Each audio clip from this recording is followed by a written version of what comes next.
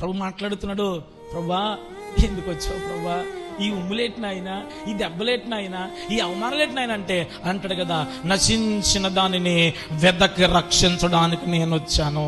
దేవునికి స్తోత్రం. ప్రభు చూశాడు, నా భోజనం బల్ల దగ్గర ఎవరున్నారా అని చూశాడు. మొత్తం చూశారు. యోనాతాను కనబడుతున్నాడు, దావీదు సౌలు గారు కనబడుతున్నారు, పెద్దలందరూ కనబడుతున్నారు. పాప కుంటి కాలు కుర్రోడు, ఈ చిన్న పిల్లోడు కనిపించట్లేదు. అతగాడి కోసం సింహాసనం ఉన్న వ్యక్తి, తన స్థాయి అది కాదు అయినప్పటికీ అంత పెద్ద ఆయన ఆ వ్యక్తి కోసం ఏం చేస్తున్నాడు? వెతుకుతూ.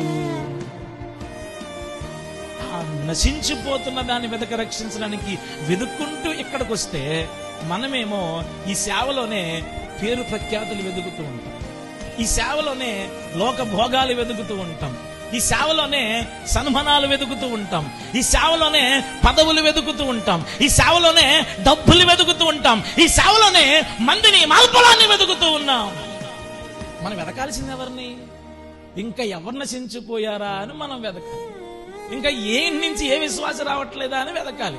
ఏ ఇంట్లో ఎవరికి రోగం ఉందా గుబుక్కినెళ్ళి ప్రార్థన చేసి కార్యం చేస్తే ప్రభు దగ్గర తీసుకొద్దామా, ఏ వాక్యం చెబుతామని దీన్ని వెతకమంటే మనందరూ ఏం వెతుకుతున్నాం చెప్పనా? ఏం వెతుకుతున్నాం చెప్పనా? మీరు గమనించండి ఒకసారి. ఇలా కొంచెం ముందుకు వెళ్తే, దావీదు వస్తున్నప్పుడు 5 ఎదుర్కొన్నారు దావీదుని. అరణ్యంలో కొందరు 5 ఎదుర్కొన్నారు.